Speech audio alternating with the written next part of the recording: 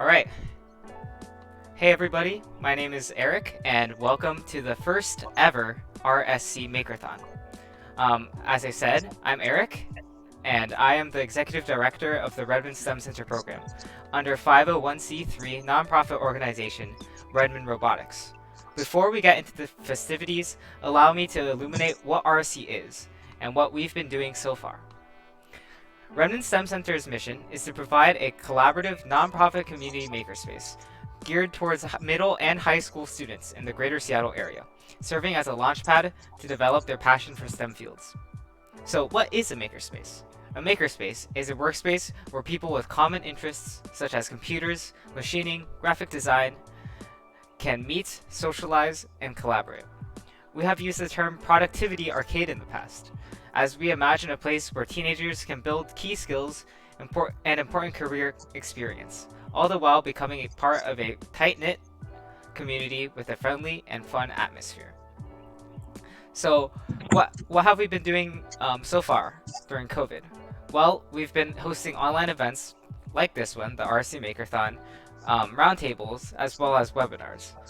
We have also been hard at work gaining sponsors and grants, finding partners for these events, and working with industry professionals and mentors in order to create the best experience possible. So, allow me to introduce your hosts for this Makerthon weekend, Max Wang and Varsha Venkatesan. Hey guys. Hey guys, I'm Max Wang. I'm the Director of Marketing over here at Redmond STEM Center. I'm really excited to be hosting this amazing event. Hi everybody, my name is Varsha Venkatesan. I'm the Director of Programs at RSC, and I'm also incredibly excited for this event. We put a lot of work into it, so we hope you all enjoy. All right, let's start off with the purpose of the RSC Makerthon. We just want to let you guys know what we want to achieve with this event. And that is to get community members like yourselves to challenge yourselves and expand your knowledge of the design process. What is design process? The design process is a really important and interdisciplinary concept. Ideas such as like iteration, modification, and reintegration are present in almost every field, in every letter in STEM, all the S, T, E, and M. And it will most definitely help you go far in whatever career pathway you choose. Okay, this is the long-awaited theme reveal. Our theme for this Makerthon will be restaurants and COVID. So basically, you guys will be creating solutions to problems caused by the pandemic. And to get us more into the correct mindset for this event, we are going to have Ryan Donaldson, who's the owner and chef of the Stonehouse restaurant in downtown Redmond, speak a little bit about how the pandemic has affected his business. Good morning. My name is Ryan Donaldson, and I'm the chef and owner of the Stonehouse restaurant here in Redmond. I want to start today by thanking you guys for allowing me to be a part of this. I'm really excited to hear what you guys have to say and the solutions that you can come up with for us. Right now, there are no bad ideas. Our industry's in a world of hurt. There's still not a lot of clarity going forward, and any ideas are welcome into how we can survive this and get on to the next chapters in our lives. To tell you a little bit about ourselves, we are a small 32-seat farm-to-table restaurant. We specialize in Northwest seasonal cuisine. We work with a lot of local farmers to bring in seasonal products and create multi-course meals with them. We are not a cheap restaurant. We're more of an occasion place. The average person who comes through our doors spends about $75. So a date night for two is $150 plus tax and tip. To tell you a little bit about our COVID story really started in the middle of February, right after Valentine's Day, when the first cases and deaths kind of started happening at the Life Center in Kirkland. We saw an immediate impact to our business. Restaurants are not a high-margin business to be in to begin with. We are very dependent on our restaurant being filled every night, and by about the third week of February, that was no longer happening, and by the end of February, our sales were down by about 70% a week. So we were forced really early on to make some really tough decisions. with the cash not coming in, we were forced to close by March 1st. And that was not an easy decision to make, but not having any information about what was going on, about the pandemic, what to think, what to know, what's safe, what's not safe. It was the right decision for us to make, to just kind of hold on and see what was going to happen. At that point, we just put a lockdown on our bank account, didn't allow any money to go on, and about 2 weeks later, the statewide lockdown went into place. And that gave us a little bit of time to kind of decide what do we do from here. A lot of restaurants did, make the decision to move to takeout. I have another business in Ballard where we made that decision. But for this location specifically, I don't know about you guys, but when I think about takeout, brunch, pizza, burgers, tacos, but multi-course meals are not something that generally come to mind. It was really hard for us to think about what to do at that point. Some businesses like Canlis and June Baby, who have a big pull and following, were able to transition to some unique and different ideas, but that just was not something we were able to do. So we were just kind of stuck in this position where we really couldn't afford to spend any money to kind of test and do something test something out and have it fail. So we were kind of put in this position where we had no revenue coming in, no ability to pay any bills, and no game plan going forward, because who knew how long the lockdown was going to last for. I think a lot of us were hopeful in the beginning that'd be about 6 weeks, but I think it was apparent early on, after about 2 weeks into the lockdown, that was not going to be the case. So it forced us into a position where we had to figure out how are we going to survive this. Whether we're open or we're closed, we have what's called fixed costs. The power and utilities to keep the place up and running, to keep the refrigerators going because you can't turn them off even if you're shut down. Rent, and a few other costs. And so we had to kind of figure out what are we going to do with that. And the biggest cost of that is rent. So we had to turn to our landlords and say, hey, we have no ability to pay rent. We need to figure out something to go forward. Most landlords were not agreeable to that in the beginning, and my landlords were no different. And we were put in a position where we really had to just, decide shortly, were we going to have to shut down permanently? Was our restaurant ever going to open again? I ended up talking with a real estate broker. We put the restaurant on the market, see what we get, just to cover all of our bases as we go as we started negotiations with our landlord. Pre-COVID, our business here would probably sell for between $300,000 and $350,000. And as you can imagine, shut down restaurants closing permanently, there was not a good market for restaurants. We would maybe be able to get anywhere between $50,000 and $75,000 for the business. So right there, that was not a path I wanted to go down to, but I was also in a position where I might have to take that just to be able to walk away without amassing a great deal of debt.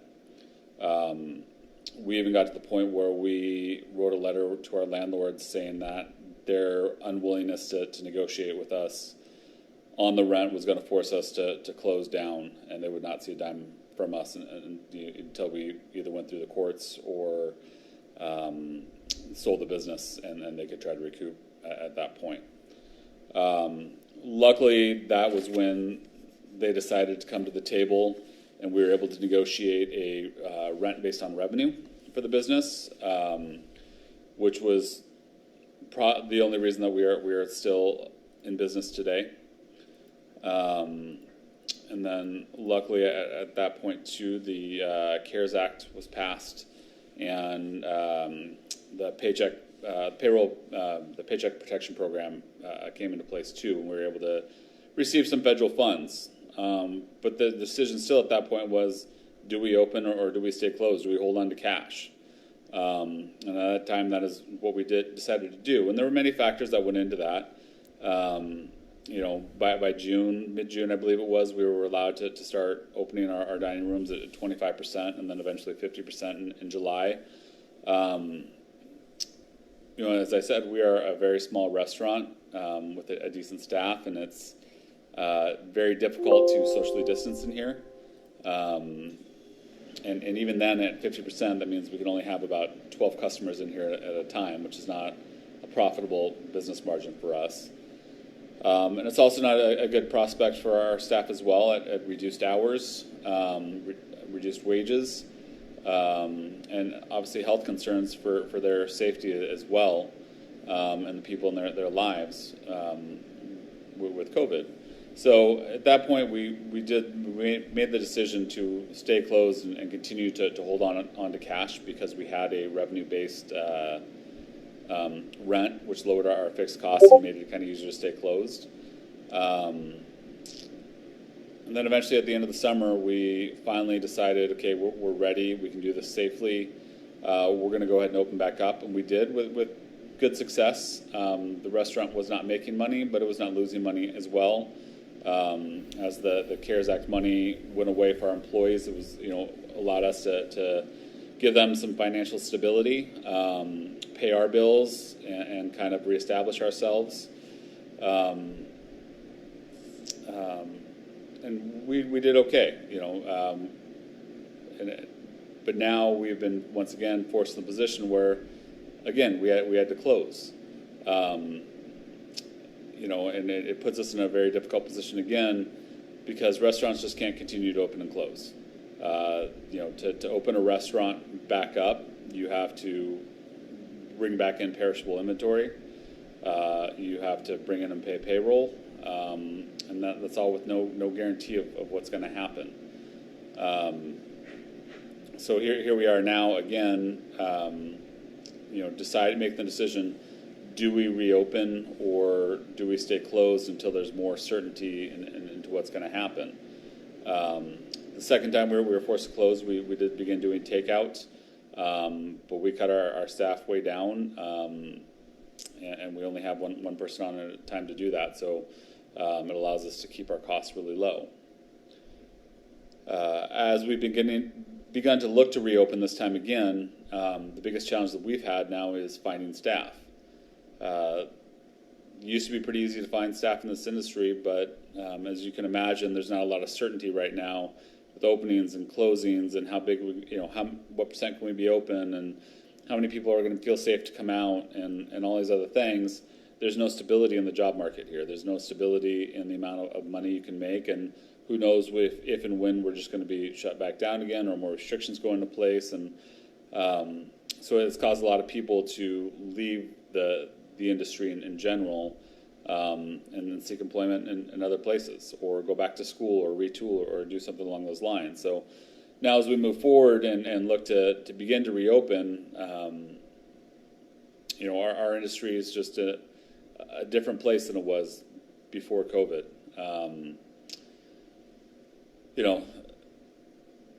A lot of us are thinking about what do we do next? Do our businesses need to change? Does the business model that I've been working on for the last 13 years still work? Can I do this again? Are we going to get back to any sense of normalcy in the next year, or do I just need to give up on what I've been doing and do something else entirely different with the space?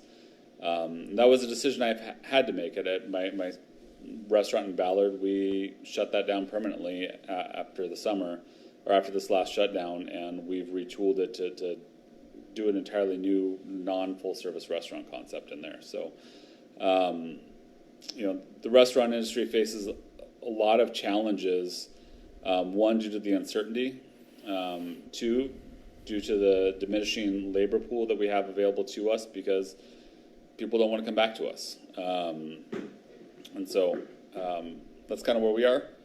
I hope that was helpful, and really look forward to hearing to what you guys have to say. Thank you, and have a wonderful day. Good morning. My name is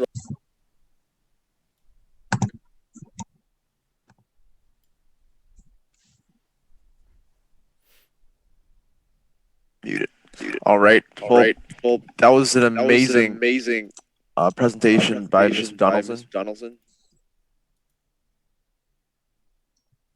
Max, you're muted.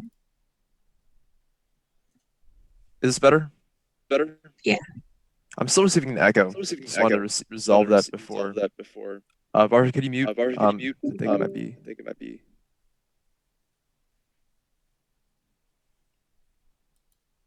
Am I still echoing? Echoing? Yeah, Varsha, if you could mute Varsha, if you could mute on Discord. on Discord. That's the issue. That's the issue. Right, All right, perfect. perfect. Amazing. All right. All right. Okay. So, So it's still echoing. I just want to resolve this issue before it gets out of hand. It's out of hand.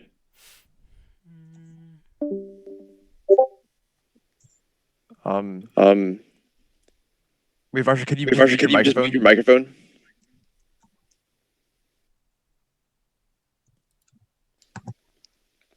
Oh, the audio Awesome. is Oh, the picking up audio is from picking up from Zoom, maybe? Zoom, maybe? Yeah. Yeah. So Okay. Should I mute up there? Should I mute up there? no, Varsha, No, if you could Varsha, if you could change the streaming change the streaming again. so it doesn't stream audio. Doesn't stream audio. Okay, is that better? I think it is. Can you Yeah, guys hear we're me good. still? We're good. We're good. Okay. Sorry about that, guys. Okay. Awesome. Let's go through kind of the rubric that we will be grading your submissions on, or not us specifically, but our amazing judges. But yeah, let's just go through the rubric, the different aspects of it, what you guys will need to know in order to achieve as high of a score as possible. So starting off, the 4, I guess, grading criteria on a rubric are feasibility, effectiveness, creativity, and detail. So feasibility is how practical and manufacturable your submission is, how easy it is to make, how simple it is, how easily it can be produced and implemented on a large scale. Effectiveness is just how effective it is at addressing the theme that we have talked about. Creating solutions to problems caused by the pandemic in the restaurant industry. Then we have creativity. Creativity, how innovative it is. Like how different it is from previous attempts to solve this issue. And then you have detail, how thoroughly documented your submission is. So this is going to help the grader and maybe restaurants that might want to implement this solution to understand how exactly your prototype can be used in their situation. So then there are many different ways you can actually submit a submission in the Makerthon. You have your physical prototype. So this is where you build a physical model of your product and then submit maybe pictures or documentation or videos of that model of that product. Then you have software, which is where you code a program that might address our Makerthon theme. Then you also have your CAD submission, where you create a 3D model of your submission, and then you upload your the relevant documentation for that. And then you have your concept submission, which is where if you don't have experience with CAD, or you don't have the physical resources to build a physical prototype, you can just submit an idea where you have a very detailed concept that you submit to the Dropbox or the Makerthon submission. Let's take a look at the example submission real quick. Just give you guys an idea of maybe, like what it might look like in the end. Thanks, Varsha. Perfect. So as you can see here, this is just a very simple, basic sample submission. You have your overview where you talk about, you explain your product and the general concept of what it is. Like this is the bubble tent for tables, try to shield people from others and put them at a lesser risk of contracting COVID-19. Then if you scroll down, we have the design of the design of the product. This is the specifics, the material science, the dimensions, the numbers behind it, how it's just detailing the mechanisms by which this can be a feasible and effective product. It's just, a very detailed. This includes the costs, includes the dimensions, includes the sort of the materials that are needed to make this. And this is also supplemented by a CAD rendering. If you scroll up a little bit, this is the kind of a CAD rendering helps the reader visualize what this product idea is and what it might look like in the end. And if you're interested in this, we're actually running a CAD workshop at 2 o'clock today, 2 p.m. So be sure to check that out if you want to learn how to make something like this or learn how to implement CAD into your submission idea. And then if you scroll down, our last section is kind of intended effect. This is how the intended effect of your product in the restaurant industry. So how this product is supposed to address the issues that are detailed in our theme.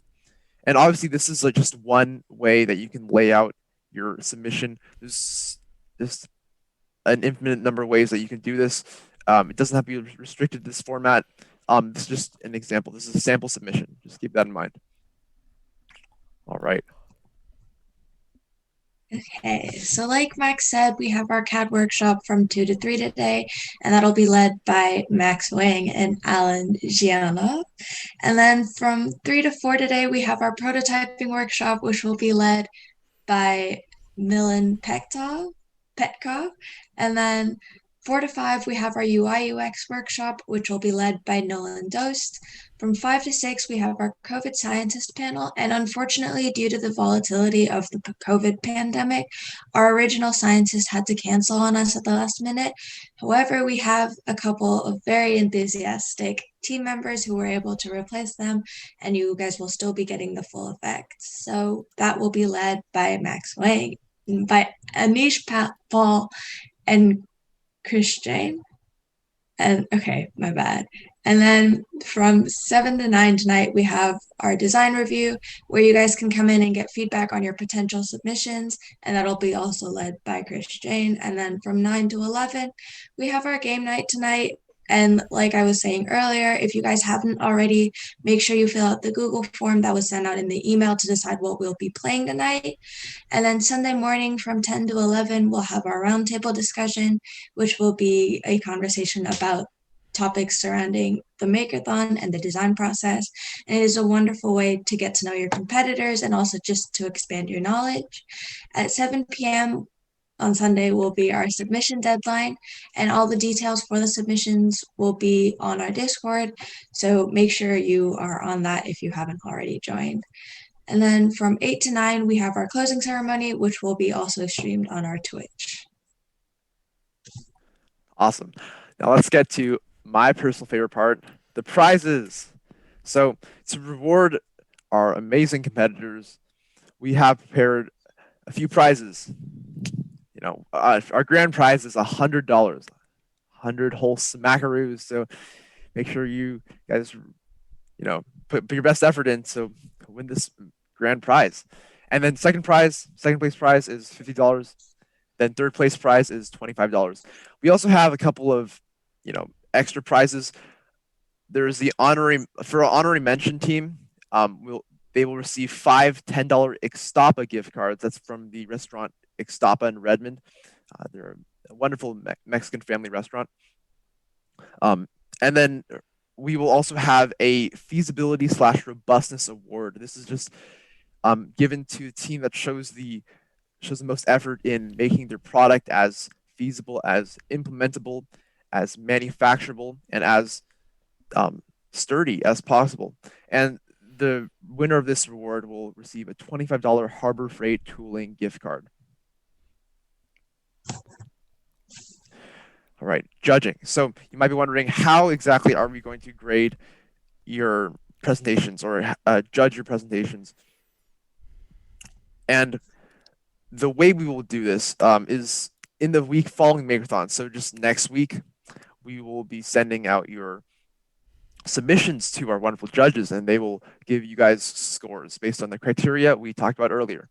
Then awards will be given out at the awards ceremony held exactly a week from today, the 13th to the 14th of February. So that's next week. Make sure to attend. And then our amazing judges, Mr. Gehring, the Redmond High School physics teacher, Mr. Gehring, the one and only.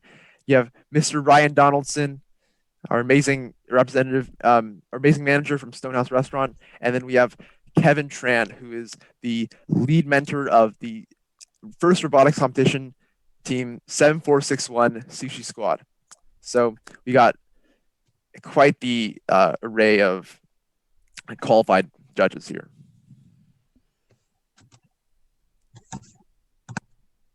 Okay, so like I mentioned earlier, join our Discord. That is where you will find all the information you need for this weekend.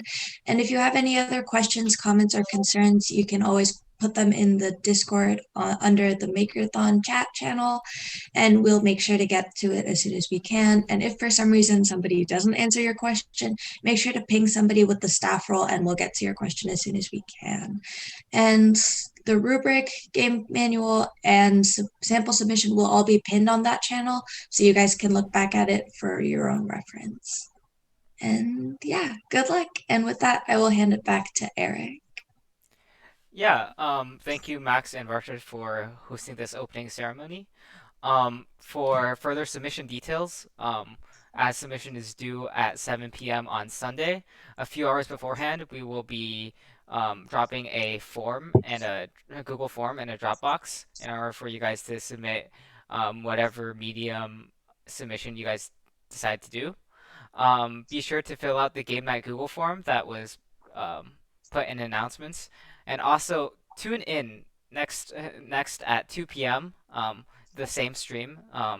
We'll just be leaving the live stream up, so you can just check us out then for our CAD workshop by Max Wang and Alan Gianov. It's really helpful, and it's a really great start if you want to learn CAD.